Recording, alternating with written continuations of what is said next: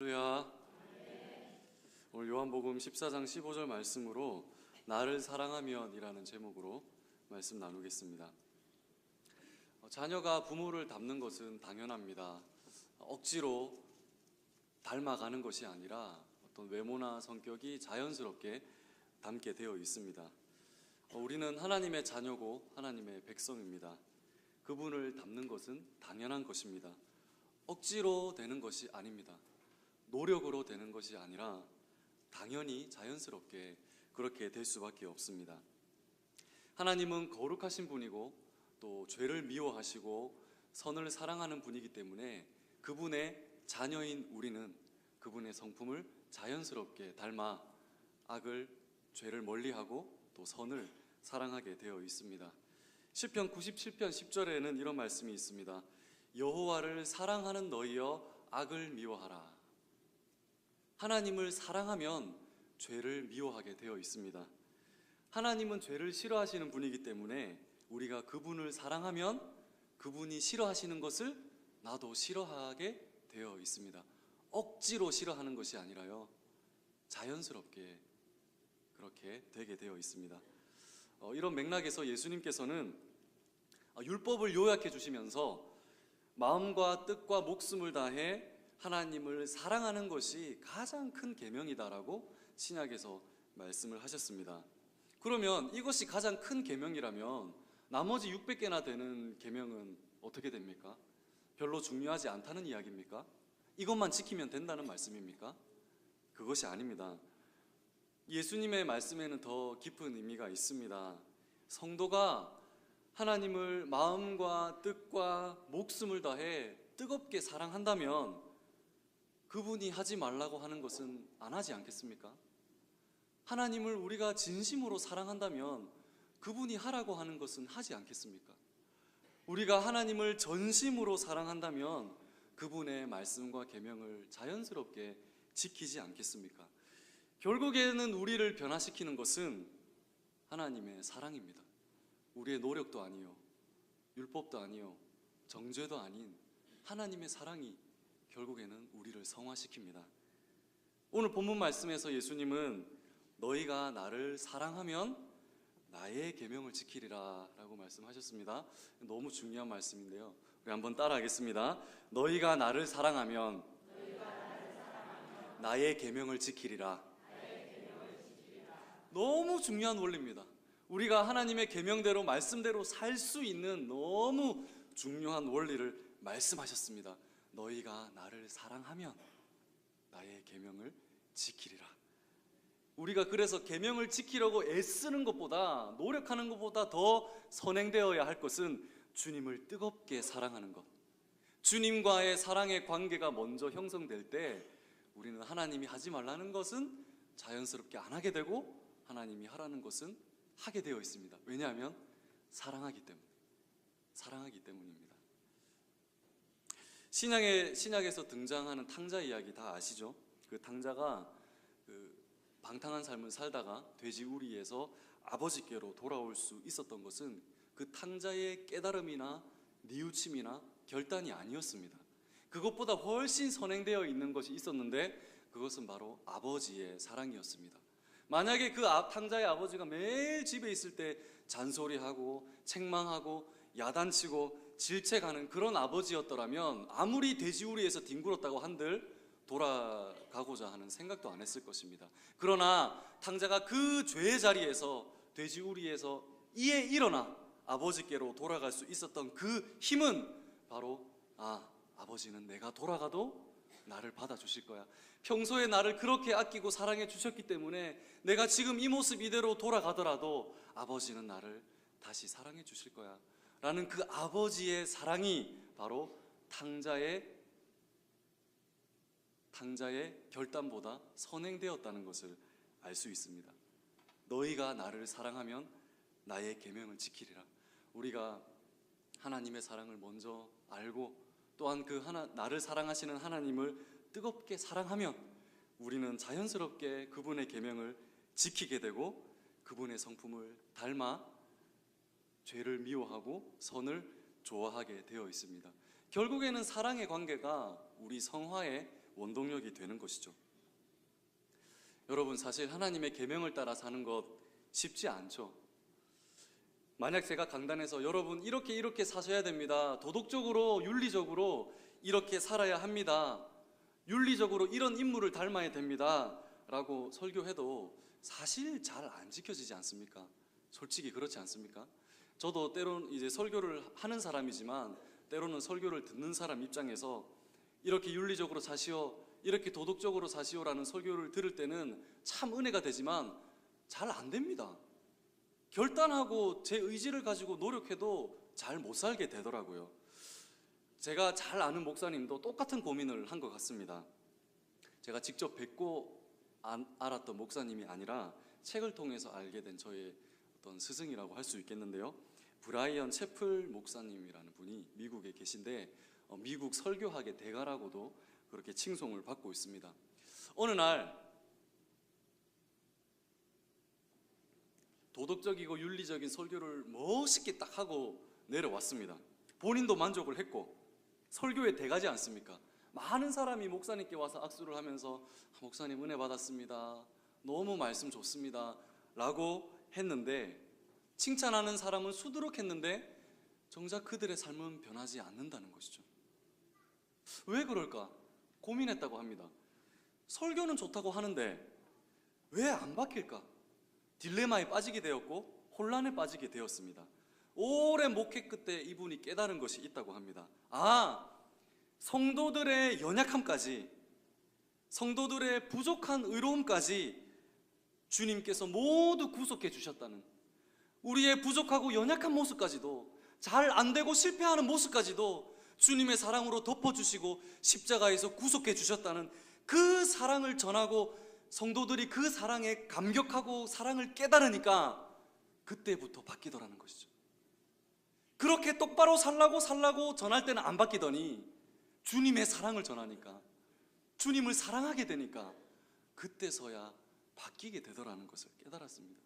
그래서 이 목사님이 항상 이제 최근에도 이 목사님의 책을 이제 읽고 살펴봤는데요, 항상 이 목사님이 강조하는 것은 그것입니다. 설교자를 양육하는 설교자시거든요. 그리스도 중심적으로 설교해라, 은혜 중심적으로 설교해라. 늘 목사님이 강조하는 것이 이것이었습니다. 우리의 모든 더러운 죄까지도, 정말 가시가 돋아서 다른 사람은 안기도 싫은, 품기도 싫은 그런 단점 투성인 우리의 모습까지도 그리스도의 십자가에서 모두 다 품어주시고 구속해 주신 그 하나님의 사랑을 뜨겁게 체험하고 나도 하나님을 사랑한다면 우리는 자연스럽게 그분의 말씀을 따라 살고 그분의 계명을 따라 살 수밖에 없다라는 것이 이 목사님의 결론이고 오늘 본문 말씀입니다. 너희가 나를 사랑하면 나의 계명을 지키리라. 하나님을 사랑하는 것이 우선인 것을 말씀을 하고 있습니다. 제가 이 책을 참 감명 깊게 읽고 좀 이제 발췌를 해온 부분이 있는데요, 이 목사님의 기록을 발췌를 했습니다. 좀 읽어드릴게요. 뭐뭐처럼 되라 라는 설교가 그 자체로 잘못된 것은 아니지만 청중을 잘못된 방향으로 이끌 가능성이 있다. 의로운 삶을 가능하도록 만드는 것도 하나님의 은혜요, 우리 의로움에 부족한 것까지 구속해 주신 것이 하나님의 은혜임을 강조하지 않는다면 이런 설교를 듣는 청중은 두 가지 오류에 빠질 수 있다. 첫 번째, 나도 그렇게 될 수 있어, 혹은 최소한 나는 저건 했어, 혹은 이건 저 사람이 들어야 돼 라는 영적인 교만에 빠지거나, 둘째로 나는 결코 그렇게 될 수 없어, 나는 자격이 없나 봐 라는 좌절로 이끌 수밖에 없다. 물론 성경에는 명령들도 많이 있다. 그러나 우리가 하나님의 명령에 순종하는 것은 하나님을 사랑한 결과이지 하나님의 사랑을 받기 위한 조건이 아니다. 그래서 모든 계명을 포괄하는 가장 큰 계명은 하나님을 최고로 사랑하는 것이다. 여러분, 캐슈넛이라는 것을 아시죠? 그 땅콩보다 조금 크고요, 흰색을 띠고 있는 그런 견과류입니다. 사람들에게 가장 인기를 많이 얻고 있고 고소하고 달달한 맛 때문에 아주 인기가 좋습니다. 그런데 이 캐슈넛이라는 땅콩은 불에 볶아서 가열을 해야만 사람이 먹을 수가 있다고 합니다. 이 캐슈넛을 가열하지 않은 상태로 섭취를 하면 그 안에 들어있는 시안화물질이라는 이 물질 때문에 사람을 중독시키게 되고 그 중독이 심할 경우에는 죽음에까지 이르게 할 정도로 치명적이라고 합니다. 사랑하는 여러분, 도덕적인 설교는요, 사실 기독교에서만 뿐만이 아니라 불교나 이슬람에 가서도 들을 수 있죠. 도덕적인 설교 그 자체가 잘못된 것은 아니지만 하나님의 그 뜨거운 사랑, 우리의 연약함과 죄까지도 덮어주시는 하나님의 따뜻한 사랑에 가열 없이 단독적으로 사용될 때는 영적인 죽음에 이르게 할 수도 있습니다. 존 칼빈은 이렇게 말했습니다. 하나님의 따뜻한 은혜와 사랑이 없는 설교는 영적으로 치명적인 것이 되어서 그 사람에게 절망감을 주거나 율법의 요구를 만족시킬 수 있다고 착각하는 사람 속에 교만을 부추길 수 있다라고 말을 했습니다. 너무나 많은 그리스도인들이 내가 누구인가와 내가 무엇을 해야 하는가를 혼동합니다. 많은 그리스도인들이 내가 누구인가는 내가 무엇을 하는가에 달려있다라고 하지만 복음은 그렇게 말하지 않습니다. 복음은 내가 무엇을 하는가는 내가 누구인가에 달려있다라고 말을 합니다. 하나님은 나는 너희를 구원한 하나님이니 너희는 내 것이니 나의 계명을 지켜라 라고 말씀하셨죠. 너희는 선한 사람이 되고 나의 계명을 지켜야 내가 너를 구속하고 너를 사랑하겠다라고 말씀하지 않으셨습니다. 그러나 우리는 이것을 뒤바꿔서 생각할 때가 많다는 것이죠. 성경에 계시된 예수 그리스도의 구속사역은 이겁니다. 내가 너희를 먼저 사랑하고 너희를 먼저 구속했다. 그러니 나의 계명을 지켜라 라고 말씀하는 것이죠. 예수님께서 제자들을 향해서 너희는 나를 따라오너라. 그리하면 내가 사람 낚는 어부가 되게 하겠다라고 말씀하셨습니다. 사람 낚는 어부가 되는 것이 먼저입니까? 주님의 그 은혜와 부르심이 먼저입니까? 부르심과 은혜가 먼저죠. 제자들이 해야 될 것은 무엇입니까? 내가 사람 낚는 어부가 돼야지. 그게 아닙니다. 예수님이 말씀하신 대로 주님을 따르고 주님과 항상 함께 동행하며 주님을 사랑할 때 자연스럽게 그 주님의 삶을 본받아서 사람 낚는 어부가 되는 것이죠. 어떤 사람은 이렇게 말을 합니다. 너무 하나님의 사랑과 은혜만 강조하면 성도들이 그 하나님의 무조건적인 사랑, 용서하시는 사랑을 이용해서 죄를 지을 수 있지 않겠습니까?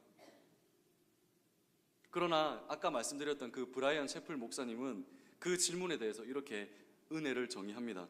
은혜는 내 마음대로 할 수 있는 면죄부가 아니라 성경이 가르치는 은혜는 하나님을 기쁘시게 하지 않고는 견딜 수 없을 정도의 압도적인 자비이다 라고 말했습니다.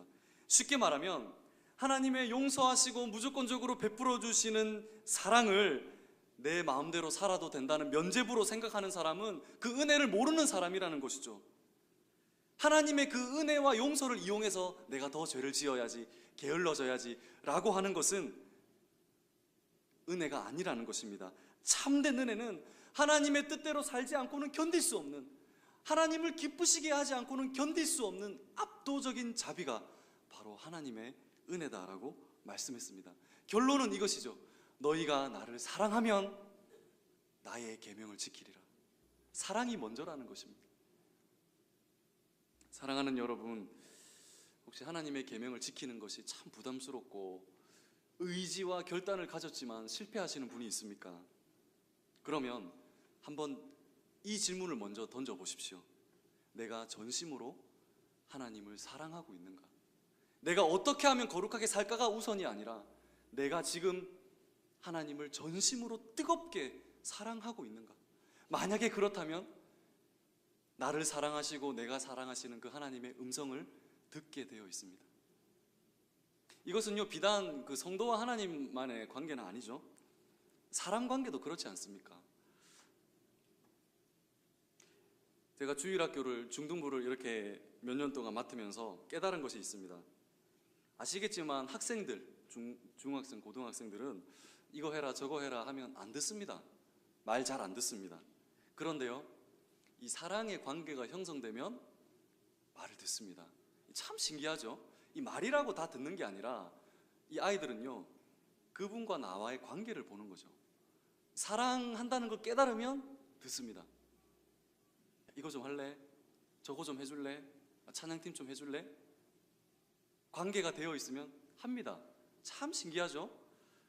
한날은 제가 교회 이제 학생들을 싣고 어딜 가던 중에 학생들이 뒤에 앉아서 차에서 봉고차에서 이야기를 했습니다. 근데 욕이 많이 섞여 있더라고요. 사실 뭐 청소년들이 욕하는 거는 뭐 일상 언어라고도 하지만 제가 이제 교회로 돌아와서 따끔하게 혼을 냈습니다.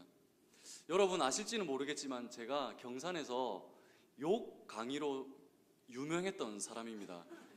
그 욕의 기원과 어원, 그리고 너희가 쓰는 욕들이 얼마나 더러운 것을 말하는 것인지를 아주 명쾌하게 강의했던 또 유명한 사람이었습니다. 제가 한날은 제가 경산에 있을 때도 좀 유사한 상황이었는데요, 차를 타고 여학생들이었습니다. 여학생들을 차에 싣고 봉고차에 싣고 가는데 막 뒤에서 욕을 하면서 이야기를 합니다. 그래서 제가 한 30분 동안 운전을 하면서 욕 강의를 했습니다. 그랬더니 이 아이들이 막 소리를 지르고 귀를 막고 운전하는 저한테 와서 팔을 붙잡으면서 목사님 제발 그만 말하세요. 다시는 욕 안 할게요. 라고 하면서 그 뒤로는 욕을 하지 않았습니다. 어쨌든 제가 이제 아이들한테 따끔하게 충고를 하면서 욕을 하지 마라 라고 했습니다. 참 신기하게도 말을 듣습니다. 그 다음부터 욕을 안 합니다. 너무 신기하죠? 저는 잔소리였거든요. 혼내는 거였는데 아이들은 기분 나빠하지 않습니다. 왜 그럴까요? 만약에 그 학생들과 저와 아무런 관계가 아니었다면 기분 나빴겠죠. 쥐가 뭔데? 쥐가 나한테 뭐라고? 기분 나빠서 말 듣지 않았을 것입니다. 그런데 제가 그 아이들을 너무 좋아하고 사랑했던 아이들이, 또 그 아이들이 그 사랑을 아니까 그 잔소리도 기쁨으로 듣는 것을 보았습니다. 사랑하는 여러분, 주님을 사랑하는 그 마음이 죄를 사랑하는 마음을 압도할 때 우리는 자연스럽게 그 죄를 멀리하고 미워하게 되어 있습니다. 억지로 하는 것이 아닙니다. 여러분, 율법은 억지로 지키는 것이 아닙니다. 하나님을 사랑할 때 자연스럽게 그분의 말씀을 기쁨으로 지키는 것이 바로 성화입니다. 예수님께서 가나 혼인잔치에서 물로 포도주를 만드신 사건을 아시죠? 이스라엘에서는 포도농사가 풍년이면 기쁨의 축제였고, 포도농사가 흉년이면 하나님의 저주와 심판의 상징이었습니다. 그런데 기쁨이 넘쳐야 될 그 가나 혼인잔치집에 포도주가 떨어졌다는 것은 기쁨이 상실되었고 이제 절망밖에 없다라는 뜻이죠.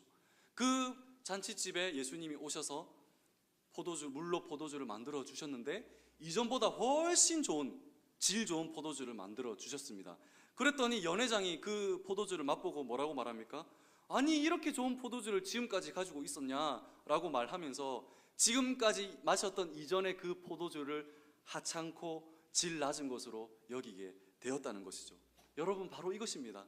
내가 죄 안 지어야지, 이거 끊어야지, 내가 똑바로 살아야지, 이거 안 해야지, 결단하고 의지를 가지고 결심해도 잘 안 되지 않습니까? 물론 되시는 분도 있겠지만 저는 그랬습니다. 수백 번, 수천 번 결단해도 정말 그 연약함에서 벗어날 수 없었습니다. 그러나 우리가 그 하나님의 사랑을 알고 우리도 하나님을 뜨겁게 사랑할 때, 그 하나님에 대한 사랑이 죄를 사랑하는 것을 압도할 때 이전에 즐기던 세상의 것들, 악한 것들, 죄의 것들은 마치 질 낮은 것처럼, 하찮은 것처럼, 쳐다도 보기 싫은 것처럼 자연스럽게 그렇게 여겨지게 되는 것이죠. 누군가 저에게 김대호 목사님, 하나님을 모를 때 그 이전의 삶으로 좀 돌아가지 않겠습니까? 어떻습니까? 죄는 우리에게 하고 싶은 것을 하라고 하죠. 얼마나 좋습니까? 교회 오면 제약이 있습니다. 하나님은 이거 하지 마라, 저것도 안 된다. 십계명 보십시오. 하지 마라, 하지 마라, 하지 마라, 하지 마라. 율법에 갇혀 있지만 죄는 어떻습니까? 해라! 마음껏 해라! 네가 원하는 대로 해라! 그러니까 죄의 유혹이 달콤한 것입니다. 근데 지금 누가 나에게 김대호 목사님, 이전에 즐기던 그 죄로, 마음대로 할 수 있는 죄로 다시 돌아가지 않겠습니까? 라고 한다면 저는 단호하게 절대로 돌아가지 않겠습니다 라고 말할 것입니다. 왜 그렇습니까? 하나님을 사랑하는 그 뜨거운 마음이 죄를 사랑하는 마음을 초월했기 때문에 이전에 즐기던 그 세상의 죄와 악한 것들은 마치 하찮고 질났고 아주 역겹고 보기도 싫은 것처럼 그냥 자연스럽게 여겨지게 되었고요. 뭐 제가 끊으려고 해서 끊는 것도 아니고 하나님을 사랑하니까, 그분의 사랑을 아니까 자연스럽게 하나님의 말씀을 따라 살아가지는 것을 체험을 했습니다. 사랑하는 여러분, 하나님의 말씀대로 살지 못해서 늘 실망하고 혹시 내 자신의 모습에 실족하는 사람이 있습니까? 하나님의 말씀대로 계명을 지키고 싶은데 좌절하고 연약할 때가 있습니까? 우리의 기도가 바뀌어야 됩니다. 하나님, 주님의 은혜를 먼저 깨닫게 하여 주시옵소서. 주님을 먼저 뜨겁게 사랑하게 하여 주시옵소서. 내가 가진 것보다, 이 세상보다, 내 가족보다, 내 자신보다 하나님을 가장 목숨을 다해 사랑하게 하여 주시옵소서. 이 기도가 우리에게 먼저 회복되어야 합니다. 사랑하는 성도 여러분, 하나님이 우리를 얼마나 사랑하시는지를 날마다 깨달으시고 또한 우리도 마음과 뜻과 목숨을 다해 하나님을 전심으로 사랑할 때 우리가 사랑하는 그분의 말씀을 자연스럽게 듣게 되고 지키게 되고, 하나님을 사랑하는 마음이 죄를 사랑하는 마음을 압도할 때 우리는 그 죄를 하찮고 어리석은 것으로 여기고 자연스럽게 성화의 과정을 밟아갈 수가 있습니다. 너희가 나를 사랑하면 나의 계명을 지키리라. 하나님을 그 누구보다, 그 무엇보다 뜨겁게 전심으로 사랑할 수 있는 저와 여러분들이 다 될 수 있기를 주님의 이름으로 간절히 소망합니다.